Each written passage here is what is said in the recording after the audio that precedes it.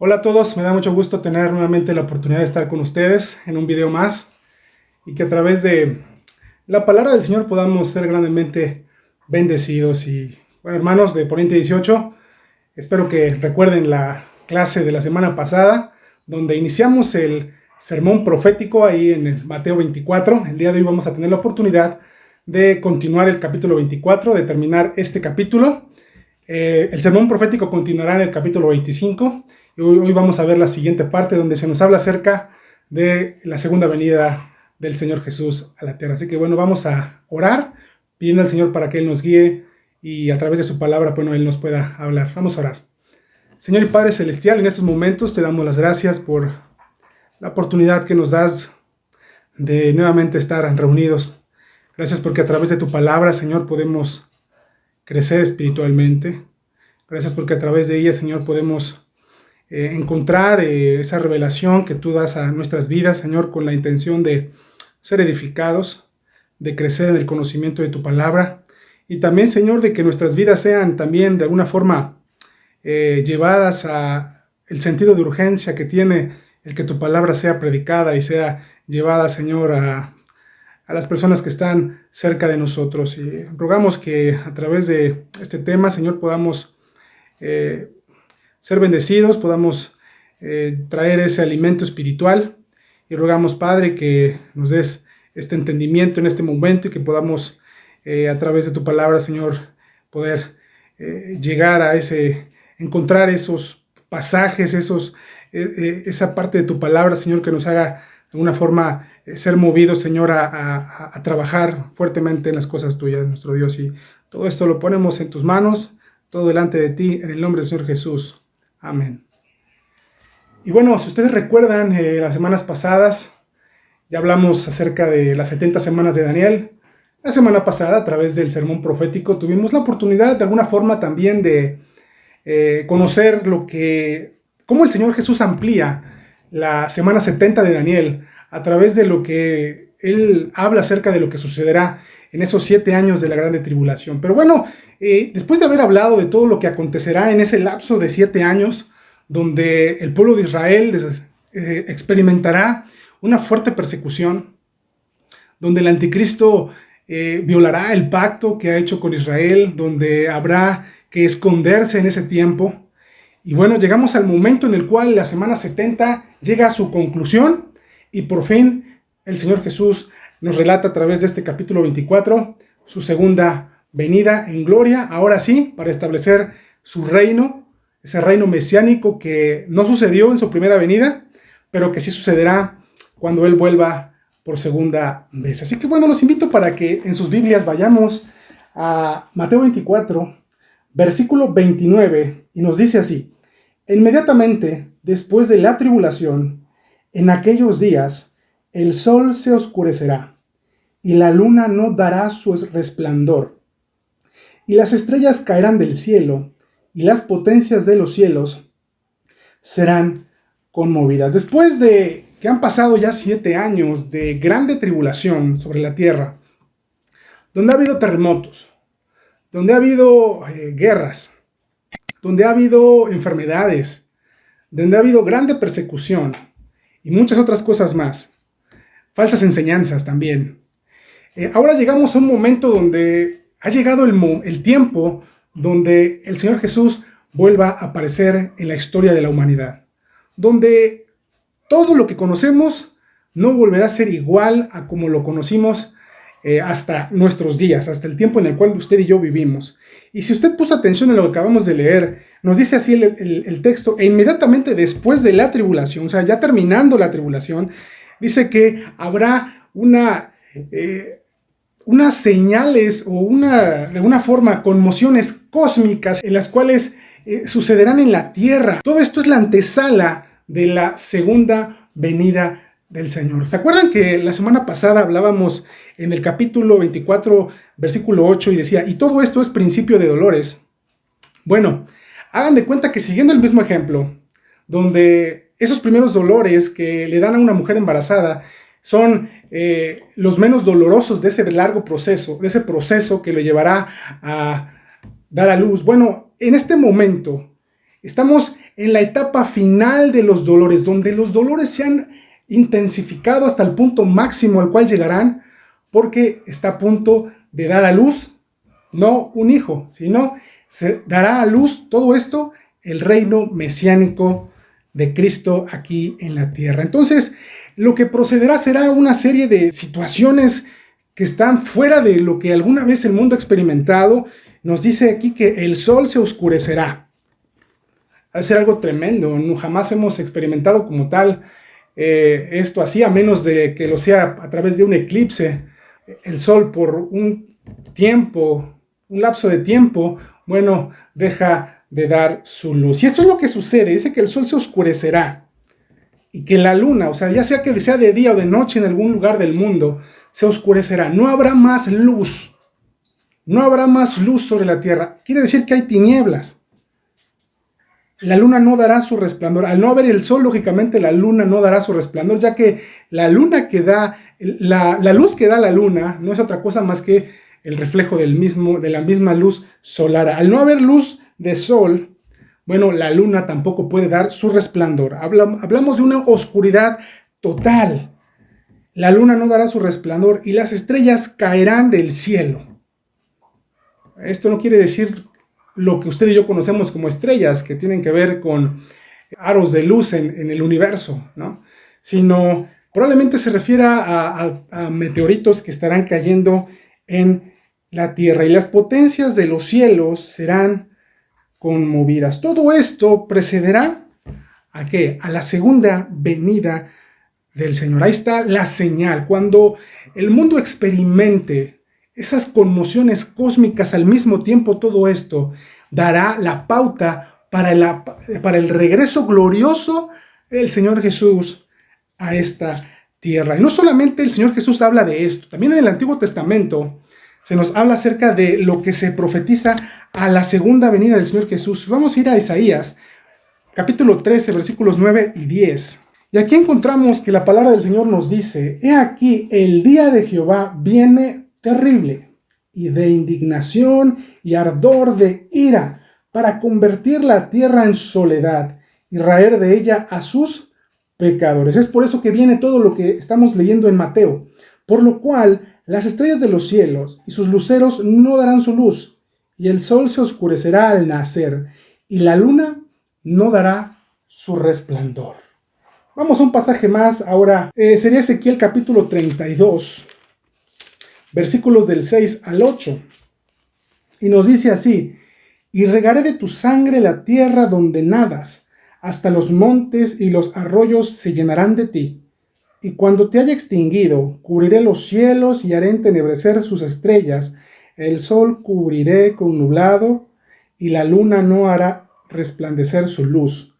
Haré entenebrecer todos los astros brillantes del cielo por ti, y pondré tinieblas sobre tu tierra, dice Jehová el Señor. Y aún hay unas citas más que las vamos a poner aquí en la pantalla para que ustedes puedan ir y leerlas con calma, para que vean todo lo que el Antiguo Testamento nos habla acerca de los acontecimientos que sucederán antes de que el Señor Jesús aparezca en el cielo. Y podemos ver cómo esto que sucede previo a la aparición del Señor Jesús no es otra cosa más que la ira de Dios manifestada para contra el hombre pecador e impío que durante estos 7 años y durante la historia de la humanidad se ha corrompido y que ha rechazado absolutamente al Señor.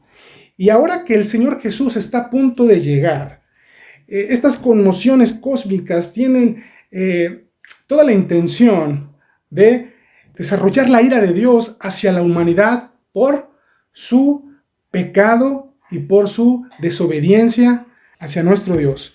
Y ahora vamos al versículo 30, donde nos habla acerca de ese momento de glorioso del Señor. Dice: entonces aparecerá la señal del Hijo del Hombre en el cielo, y entonces lamentarán todas las tribus de la tierra, y verán al Hijo del Hombre viniendo sobre las nubes del cielo con poder y gran gloria. Ahora en el versículo 30 se nos habla de la aparición por fin del Señor Jesús en la tierra. Entonces aparecerá la señal. Esa señal es desde arriba, desde el cielo.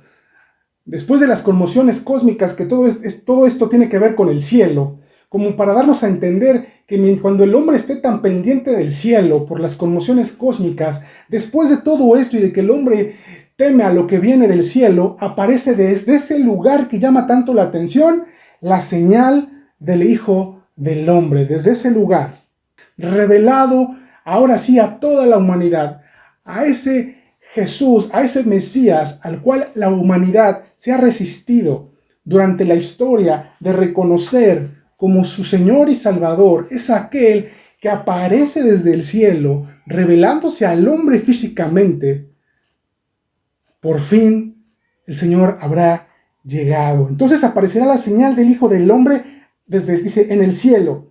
¿Y ahora qué sucede? Y entonces dice, lamentarán todas las tribus de la tierra, todas las naciones de la tierra, y verán al Hijo del Hombre viniendo sobre las nubes del cielo con poder y gran gloria. Es lo que nos está diciendo aquí. Prácticamente Daniel también tuvo la oportunidad de ver algo similar. Daniel capítulo 7, versículo 13 nos dice, miraba yo en la visión de la noche, y aquí con las nubes del cielo venía uno como un hijo de hombre, que vino hasta el anciano de días, y le hicieron acercarse delante de él.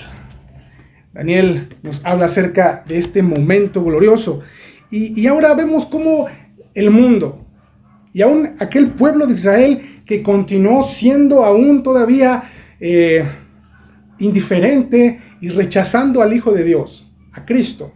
Ahora que ven al Señor Jesús, aquel a que rechazaron, aquel al que despreciaron y aquel al que desafiaron constantemente, venir desde el cielo. Ahora sí aparece el Hijo del Hombre en el cielo con poder y gran gloria. No sé cómo lo pueda ver usted al leerlo aquí en la Escritura, hacer una imagen que costará trabajo hacernos a la idea de ella, de ese momento. El mundo en toda su totalidad contemplarán al Señor Jesús. No habrá personas sobre la tierra que no se dé cuenta de la aparición del Señor Jesús en este mundo.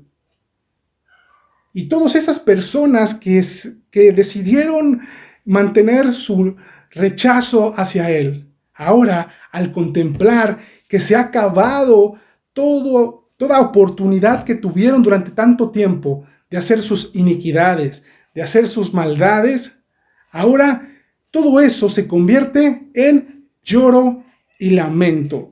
Y la palabra aquí lamentarán significa golpear y golpearse el pecho en señal de duelo. Zacarías 12 del 10 al 11 nos dice lo siguiente.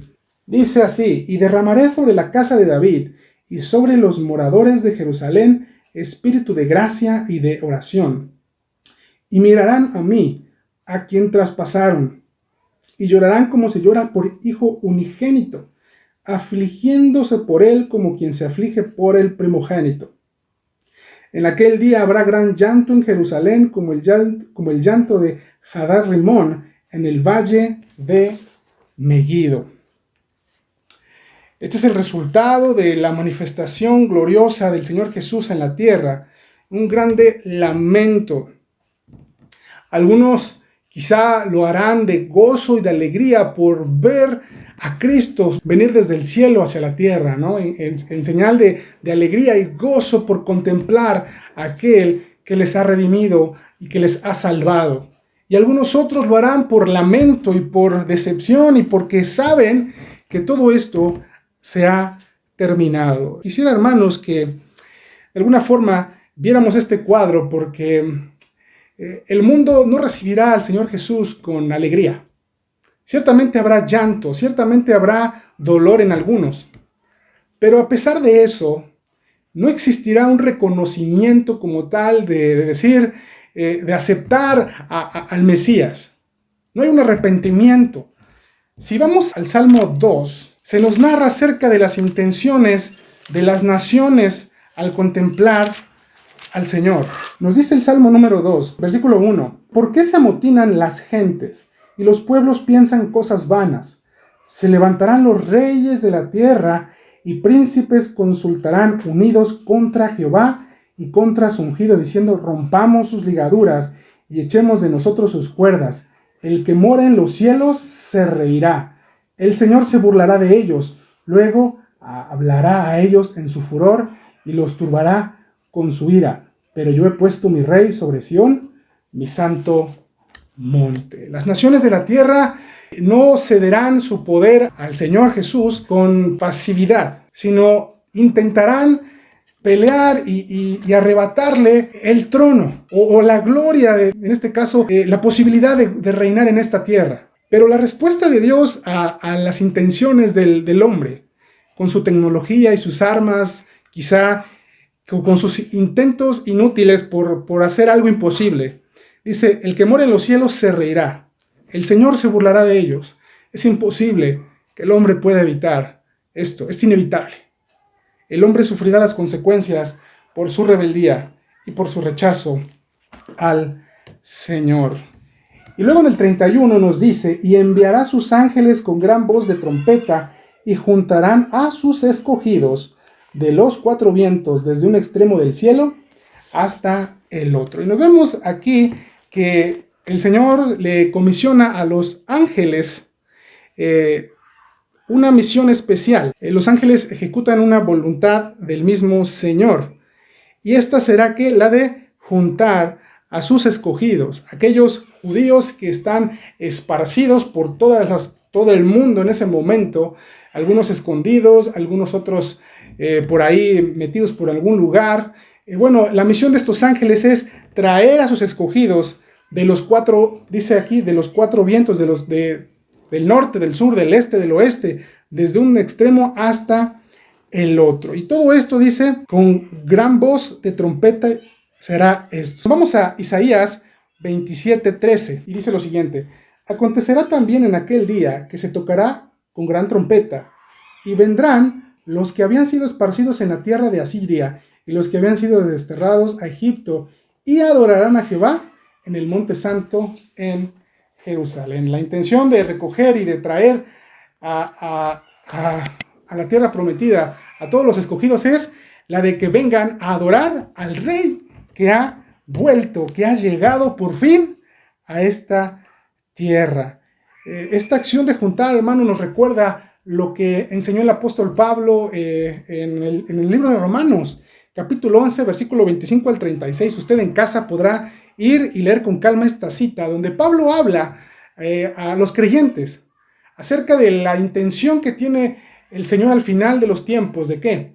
De que el pueblo de Israel sea nuevamente redimido a través de ese remanente que quedará al final de los tiempos, ese remanente de judíos creyentes que entrarán al reino y que harán que constituirán una nación completa de Israel, redimida y por fin salvada. De la profecía que se nos hablaba en las 70 semanas, se cumple con este remanente de Israel, que hará lo siguiente, que será un pueblo que en su 100% será un pueblo que adore y que tenga su fe puesta 100% en el Señor Jesús. La nación por fin reconocerá a Jesús, aquel a quien hace más de 2000 años, según nuestro tiempo, rechazaron. Ahora la nación que quede, que entre al reino, será la nación que en su totalidad, de alguna forma también, adorarán y tendrán su fe puesta 100% en el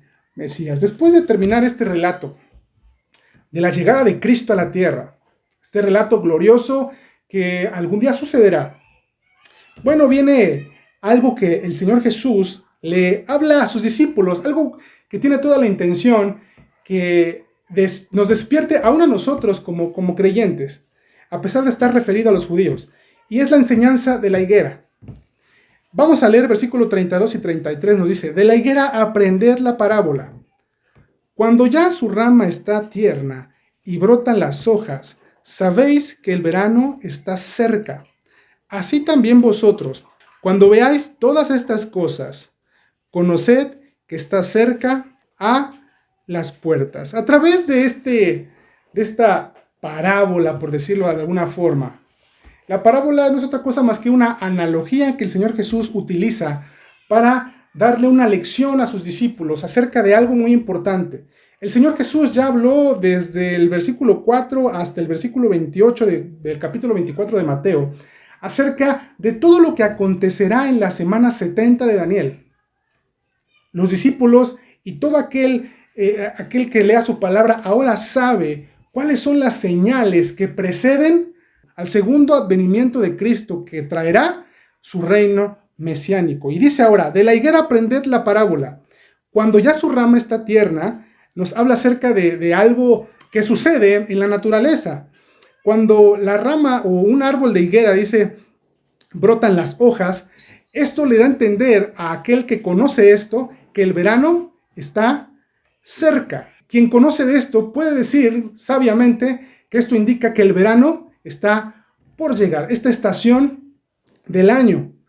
Así también, dice el versículo 33, así como podemos identificar a través de las señales que nos dan esto en la naturaleza, como lo es la higuera, y podemos distinguir esas señales que nos hacen entender que el verano está por llegar.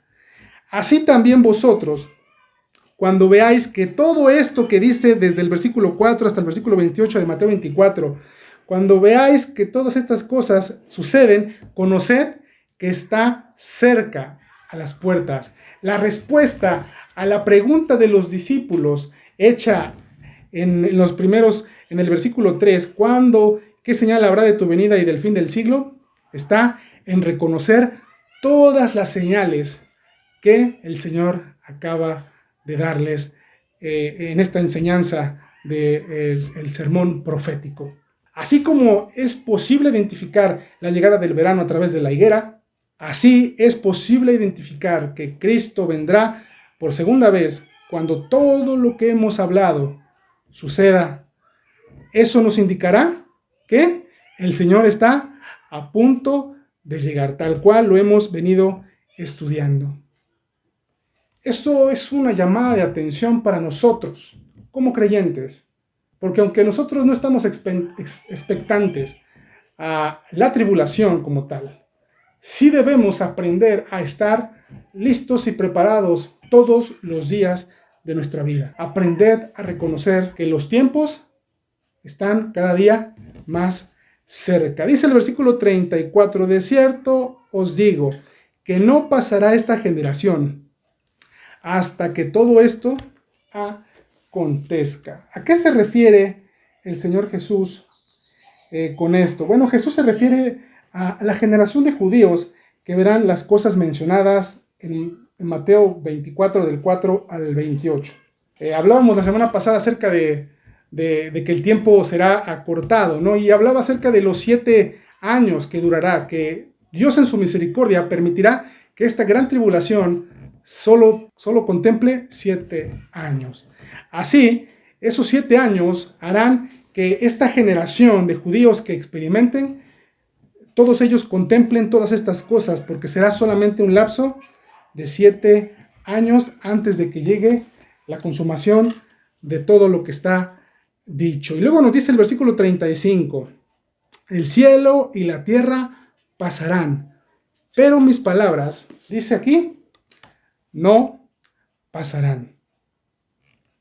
Este cielo y esta tierra, que ciertamente son hermosos, que podemos admirar todo esto cuando tenemos el tiempo de sentarnos a contemplarlo. Es hermoso esta tierra con sus verdes pastos o con sus diferentes colores en la naturaleza, y este cielo hermoso cuando está despejado o cuando aún está estrellado por la noche. Esto es hermoso.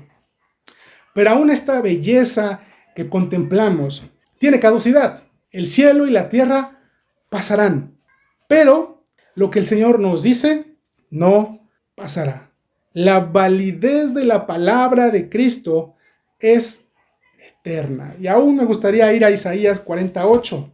Nos dice así: sécase la hierba, marchítase la flor, mas la palabra del Dios nuestro permanece para siempre. La validez de la palabra del Señor es eterna. Y es por eso y es tan importante que tú y yo hoy valoremos esta palabra de Dios que tenemos en nuestras manos y la leamos y la escudriñemos con mucho, pero mucho empeño día con día, aun cuando vemos que el tiempo está cerca.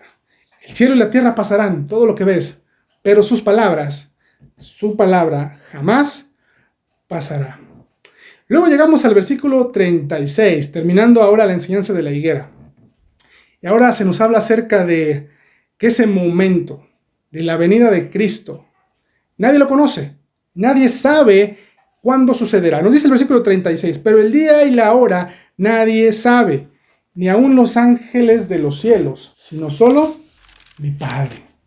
Eso es lo que nos dice aquí. Y aún si vamos a Marcos 13:32, nos dice así: pero de aquel día y de la hora nadie sabe, ni aun los ángeles que están en los cielos, que están en el cielo, ni el Hijo, sino el Padre. Si puso atención a lo que leímos aquí y puso atención a lo que dice el versículo 36 del capítulo 24, nos habla acerca de que el Señor Jesús, el Hijo del Hombre, hace más de 2000 años que estuvo aquí en la tierra, le revela a los discípulos, pero el día y la hora nadie sabe. Nadie tiene conocimiento acerca del momento, del año, del día y la hora en la cual sucederá la segunda venida de Cristo a la tierra. Nadie tiene conocimiento de cuándo sucederá. Y nos dice así, que los ángeles del cielo no lo saben.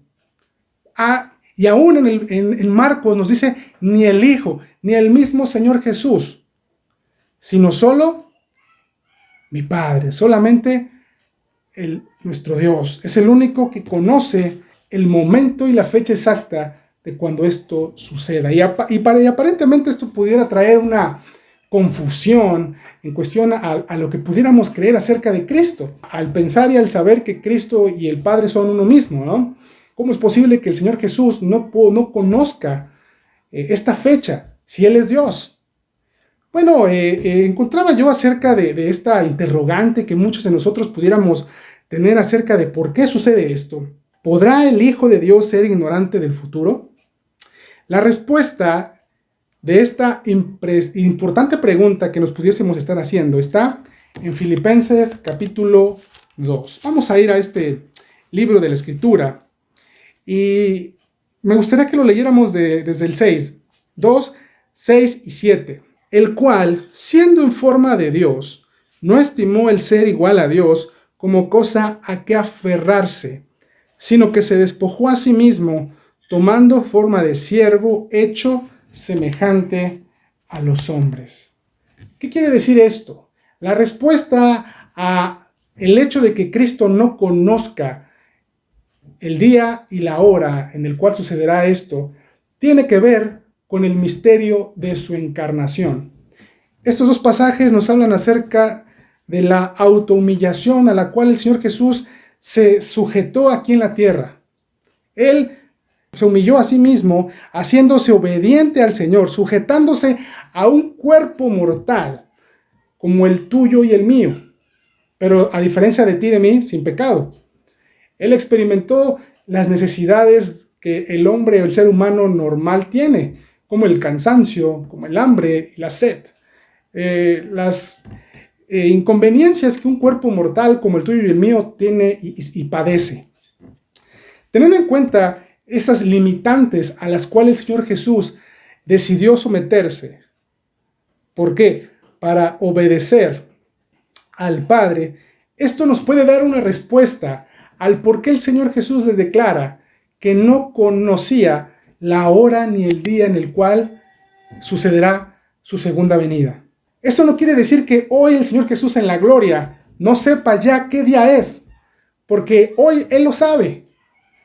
Pero en el momento en el cual Él se sujetó a su Padre aquí en la tierra, se sujetó a la limitación humana. Eso también pudo haberle hecho el hecho de no conocer este gran secreto, una limitación de su humanidad. Y eso también es parte del misterio de su encarnación, cosa que aún a ti y a mí hoy nos cuesta trabajo entender acerca de algo que va más allá, que es parte de ese misterio enorme que hoy Cristo nos ha dado. Y esa puede ser la respuesta a Mateo 24:36, que en ese momento Cristo no podía decirlo con certeza, ni aún el Hijo. Pero hoy eso no quiere decir que Cristo tenga este conocimiento acerca de cuándo sucederá. Versículo 37, más como en los días de Noé, así será la venida del Hijo del Hombre. El Señor mismo describe que el tiempo en el cual Él vendrá será parecido a los días de Noé. Se piensa que esta referencia o esta forma de comparar los dos tiempos tiene que ver con la pecaminosidad que existía en el tiempo de Noé y la pecaminosidad que existirá cuando suceda la segunda venida de Cristo. Pero esto no es así. Esto tiene que ver más que nada, o estos dos tiempos son comparados, en el hecho de la forma en la cual el juicio de Dios llegó a la tierra con rapidez y que las personas que vivían en aquel tiempo no estaban preparadas para ese juicio. Los tiempos de Noé nos describen una generación donde Noé predicó durante muchos años que Dios traería a la tierra el diluvio. El hombre por muchos años decidió no creer esta palabra. Este anuncio de Noé del juicio de la tierra a través del diluvio, la gente decidió burlarse en muchos momentos y no hacer caso de esta advertencia. Pero el Señor mandó tarde que temprano el juicio a la tierra a través del diluvio, y cuando esto sucedió la gente se dio cuenta demasiado tarde. Así será el advenimiento. Por eso es que se compara un tiempo con el otro, como en los días de Noé.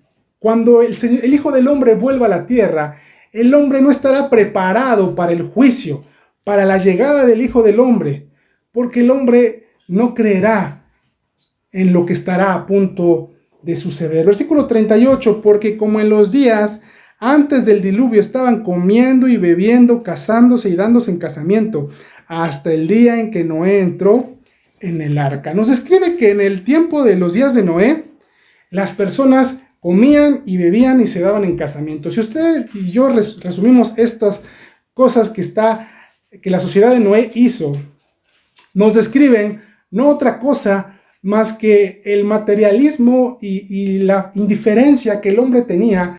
En aquel tiempo Noé les advertía, pero las personas no tuvieron temor de esto. Dejaron pasar este anuncio y esta oportunidad de salvación.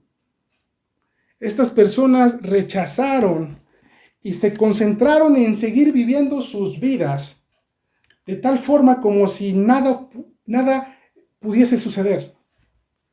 Continuaron viviendo sus vidas en cuestión a sus intereses personales. Continuaron con su vida normal como si nada pasara. Estas acciones hacen que estos tiempos finales que describe Mateo sean similares a los tiempos de Noé. Una sociedad que ante el anuncio del juicio de Dios y del advenimiento del Señor Jesús permanecerá indiferente, continuará viviendo y preocupándose por sí mismo, por vivir y hacer lo que le plazca. Eso es en lo que son similares los días de Noé y estos últimos tiempos, porque vivían casándose y dándose en casamiento hasta el día en que Noé entró en el arca. Versículo 39, y no entendieron hasta que vino el diluvio y se los llevó a todos. Así será también la venida del Hijo del Hombre. En los tiempos de Noé, las personas permanecían incrédulas y creyeron hasta que el diluvio llegó. Cuando se dieron cuenta que iban a morir, en ese momento cambió su forma de parecer, pero ya era demasiado tarde. Ya no había oportunidad de salvarse. Y esto nos describe estos momentos previos a la segunda venida de Cristo. La gente no entenderá. La gente continuará en su necedad y en su rechazo de Dios, porque no creerán, como hoy el mundo no cree en la palabra de Dios. En un mundo como en nuestros días, donde la palabra de Dios les parece locura, les parecen fábulas, historias interesantes nada más, pero fuera de la realidad. Bueno, Cuando todo esto suceda, será demasiado tarde para ellos. Versículo 40 y 41. Entonces estarán dos en el campo. El uno será tomado y el otro será dejado. Dos mujeres estarán moliendo en un molino. La una será tomada y la otra será dejada. Hay algunos que han malinterpretado estos dos pasajes pensando se refiere al rapto de la iglesia. Pero esto no es así. Esto no nos habla acerca del rapto de la iglesia. Esto no nos habla de 1 Tesalonicenses 4, 13, 18. Usted lo podrá leer en casa. Esto no nos habla de lo que habla ese pasaje en la Biblia. Nos habla de lo que dice Mateo 13, 41, 42. Vamos a ese pasaje.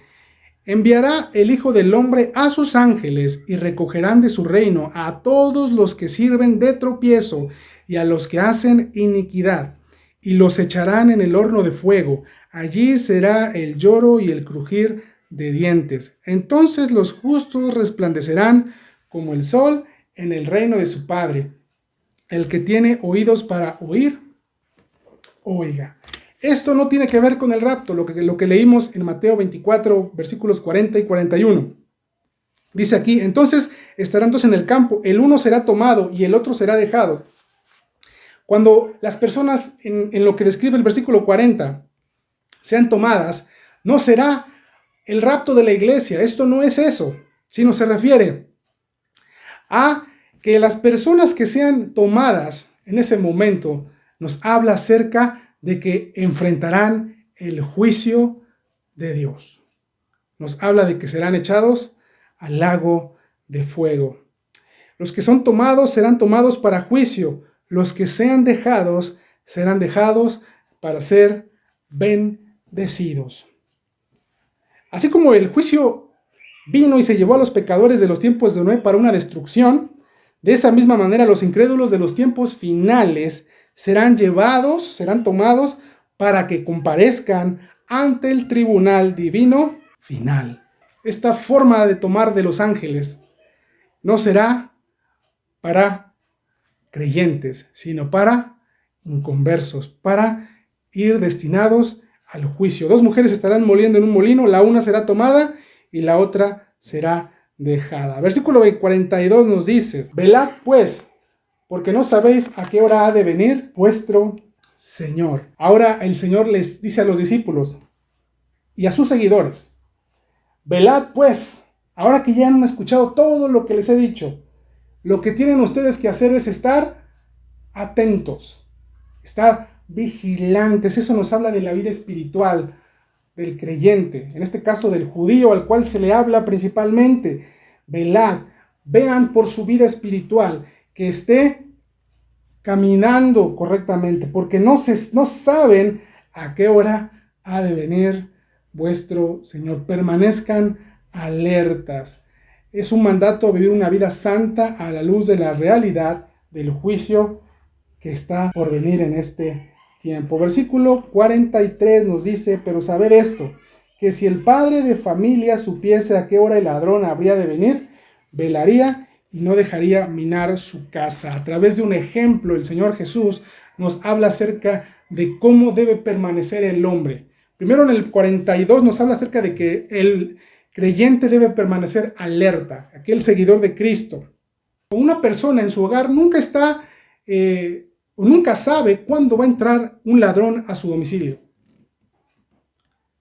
Así como las personas son tomadas por sorpresa por aquel ladrón, aquel que viene a hacer destrozos o a sustraer algo de nuestro hogar, el hombre de familia no sabe cuándo va a suceder.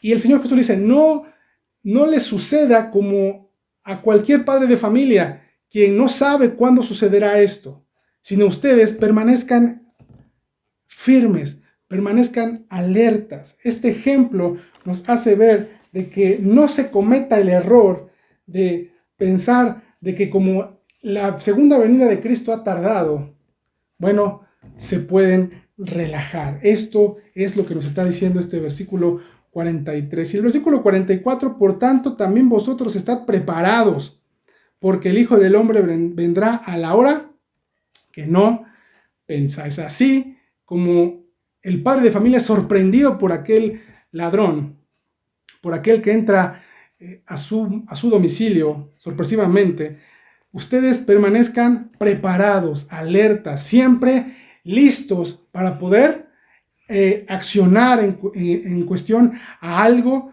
que no los agarre desprevenidos, porque el Hijo del Hombre vendrá a la hora que no pensáis. Eso es lo que nos está diciendo la palabra del Señor. Que permanezcan vigilantes, que permanezcan atentos. Vamos ahora a entrar al versículo 45, donde se nos habla acerca de algo que nos va a hacer entender como creyentes y aún al pueblo del Señor, siervos fieles e infieles. Dice el versículo 45, ¿quién es, pues, el siervo fiel y prudente, al cual puso su Señor sobre su casa, para que les dé el alimento a tiempo?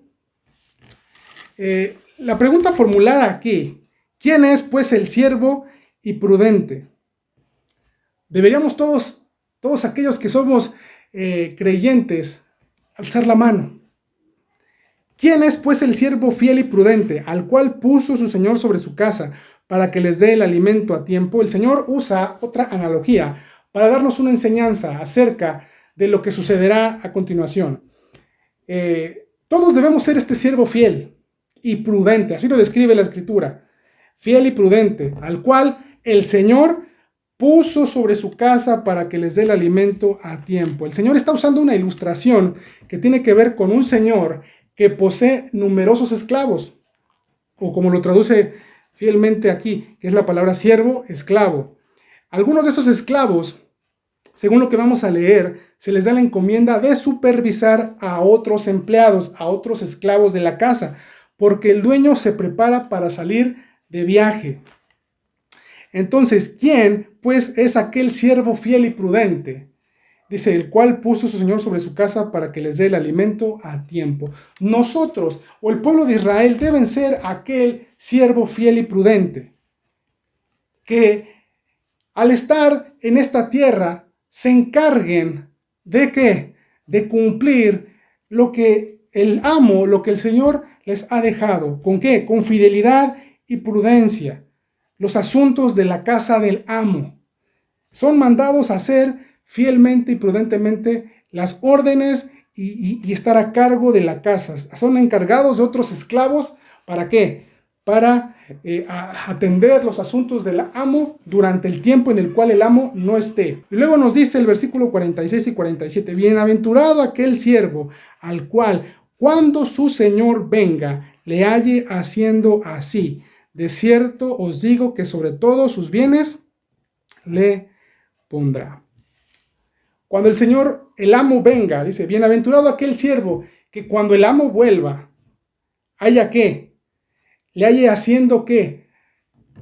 Lo que el amo le encargó fielmente y prudentemente. Y poniéndolo en un ejemplo que pudiéramos reforzar de alguna forma, cualquier jefe de algún negocio, cualquier dueño de algún negocio, requiere y necesita personas que tengan estas dos características, fidelidad y prudencia. Dos características que hoy en estos tiempos son difíciles de encontrar en un trabajador, pero que son valiosas, valiosísimas para cualquier persona que tenga un negocio. Y dice así el Señor, bienaventurado aquel siervo, al cual cuando el Señor venga, después de haber depositado su confianza en ti, venga y te encuentre cumpliendo con las labores que el amo encargó. Dice, bienaventurado. Ese siervo o esos siervos serán bienaventurados. Y ahora el 47 nos dice, de cierto os digo que sobre todas sus bienes le pondrá. Después de haber guardado fielmente y diligentemente el mandato del amo durante el tiempo que no estuvo, le han demostrado al amo que tienen toda la capacidad para hacerse cargo de sus asuntos. Y dice así, de cierto os digo que sobre todos sus bienes le pondrá. El siervo ha demostrado su capacidad y su fidelidad al amo, y ahora el amo tiene suma confianza en él y le pondrá sobre todas sus cosas, sobre todos sus bienes.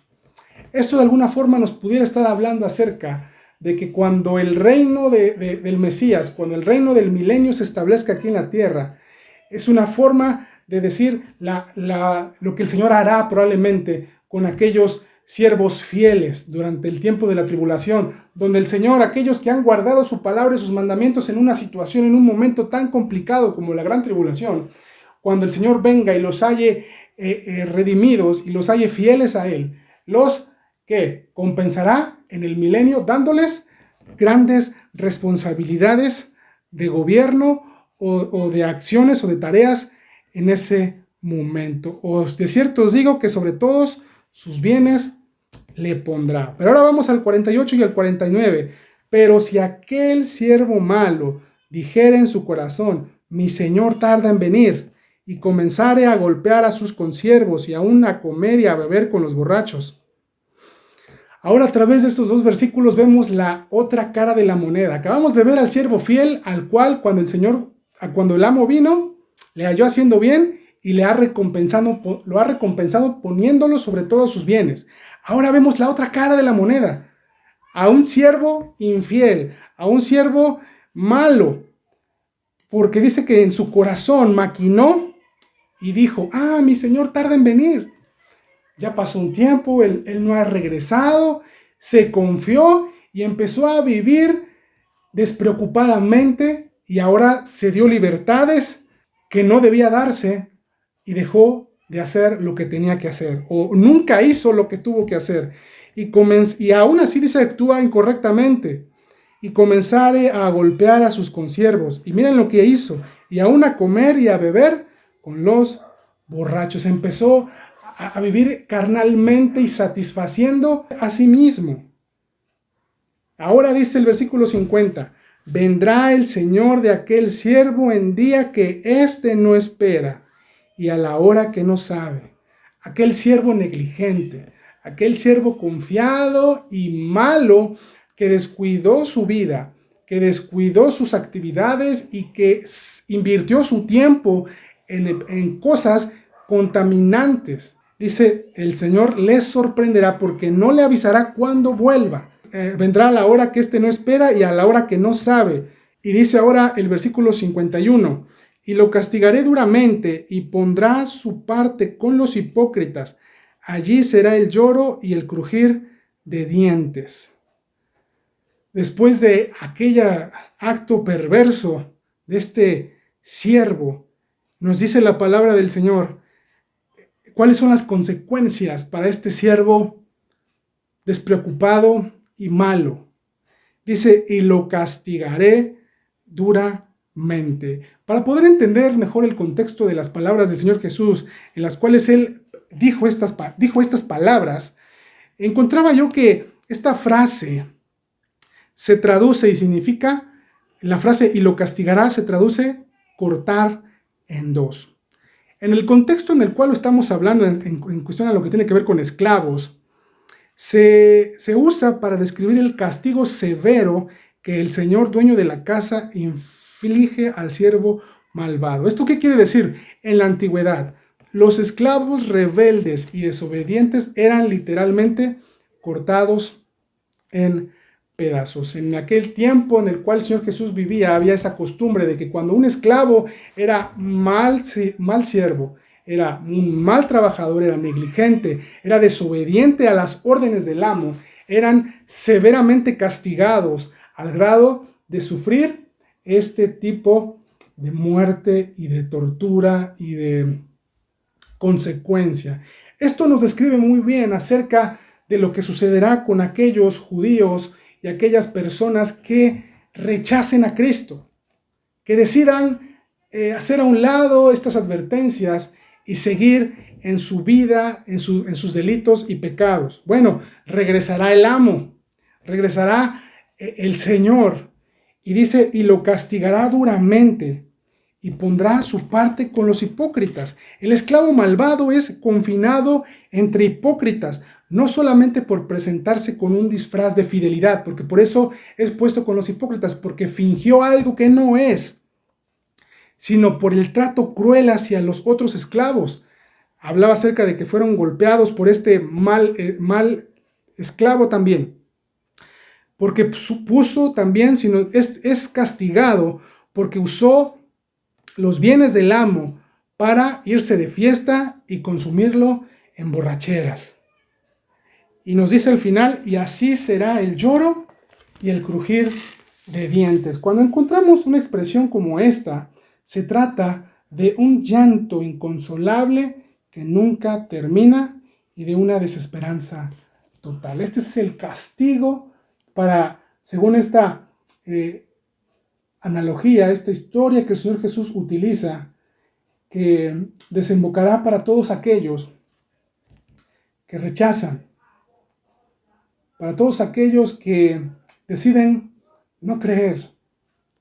Ciertamente las consecuencias para aquellos personas que han decidido vivir una vida fuera de la palabra del Señor será un castigo fuerte.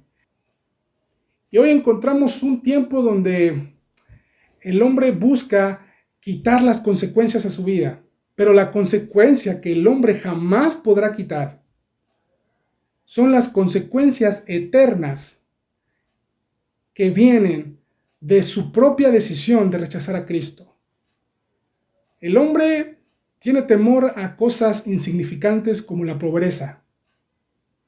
El hombre tiene temor a no realizar sus sueños aparentemente. Pero lo que el hombre de hoy debe temer y no tiene temor hoy en día es de las consecuencias que tarde que temprano sufrirá por rechazar a Cristo. Hemos terminado el capítulo 24 en el versículo 51. Y hoy a través de la palabra del Señor hemos visto cómo el Señor Jesús ha descrito su venida gloriosa, que vendrá precedida por situaciones y señales cósmicas impresionantes. Hemos aprendido acerca de la higuera, que así como la higuera da su fruto y empieza a reverdecer, y esto nos da a entender que el verano está a punto de llegar. Bueno, debemos, o quien lea su palabra debe entender que cuando lo que se dice en el capítulo 24 suceda, bueno, quiere decir que Cristo está a punto de llegar.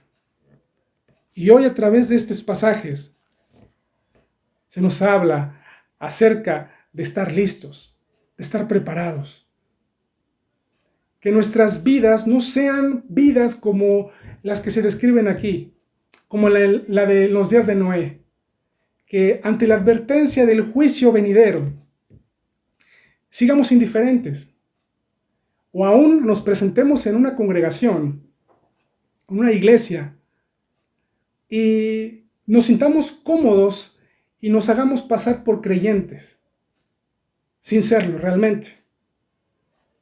Vivamos una vida indiferente en cuestión a anhelar todo lo que este mundo nos ofrece, sabiendo que nuestra vida debe estar completamente preocupada y enfocada ¿en qué? En ser esos siervos fieles y prudentes del cual nos habla Mateo 24, 45 al 51. Que podamos ser esos siervos que cuando el Señor Jesús venga, nos encuentre haciendo bien, trabajando, esforzándonos, que podamos ser fieles, que podamos ser constantes, que nuestro encuentro algún día con el Señor, frente a frente, cara a cara, sea sabiendo que sin importar lo que haya pasado en tu vida fue una vida vivida, fue un tiempo vivido con el objetivo de agradar al Señor. Que podamos ser esos siervos fieles y prudentes. Que cuando lleguemos a ese momento donde podamos contemplar a Cristo, pueda ser un momento hermoso y glorioso, en lugar de ser un momento de vergüenza. Cuando sepamos que no hicimos lo que debimos hacer, que no nos preocupamos por hacer prácticamente nada, o peor aún, que ni siquiera fuimos fieles, que ni siquiera nos preocupamos por nada, y entonces suframos las consecuencias que dice Mateo 24 al final, hablando de la dureza del castigo y del lloro y el crujir de dientes. La palabra del Señor tiene todo el objetivo en nuestras vidas de cambiarnos el chip en muchas ocasiones, de que nos levantemos de ese estado vegetativo en las cosas de Dios y nos pongamos ya a trabajar en su obra. El tiempo que vivimos es muy complicado y cada día será aún más complicado. No hemos entrado a la semana 70 de Daniel como iglesia, pero a pesar de que no hemos entrado a la semana 70 de Daniel, las cosas que tú y yo vemos en esta sociedad que cada día ama menos a Cristo, que cada día quiere menos lo que dice la palabra del Señor, nada que ver con Dios, nos habla de una sociedad que cada día se parece más a lo que describe Mateo 24. Así que nuestro objetivo debe estar en estar listos todos los días de nuestra vida. Esto es un llamado a la iglesia también para estar listos. No para contemplar en este momento quizá la segunda venida de Cristo, pero sí para ese momento en el cual Cristo venga por nosotros y nos libre de este tiempo de ira. Que nuestro encuentro con Él sea un momento glorioso, donde nos postremos ante Él con toda la intención y con la adoración y con todo un corazón de gratitud por lo que Cristo hizo en la cruz por ti y por mí. Que no sea un motivo y un momento de vergüenza, sabiendo que llegaste prácticamente, como en la escuela se dice, ¿no? Con un 6, apenitas si llegaste. Que esto sea un momento donde seamos despertados a la adoración, no con canciones, sino con una vida que demuestra constantemente que tiene temor a Él. Que hoy, en este momento que has escuchado este tema, reflexiones y puedas decirle al Señor, si es que tu vida aún no es lo que debe ser, que Él te ayude a poder ser ese hijo o hija de Dios que está completamente preocupado, que está completamente expectante a su venida, haciendo, cumpliendo su voluntad. Que tengas una linda noche y nos vemos en el próximo video de la siguiente semana, donde estaremos viendo el capítulo 25 y donde se nos habla acerca de dos parábolas, la parábola de las 10 vírgenes y la parábola de los talentos. Ojalá pudieras darle una leída y pudiéramos la siguiente semana poder profundizar en este tema que habla el versículo 25, que seguimos hablando del sermón profético y donde se nos habla acerca del reino del Señor. Que tengas una excelente semana y nos vemos en la siguiente video. Chao.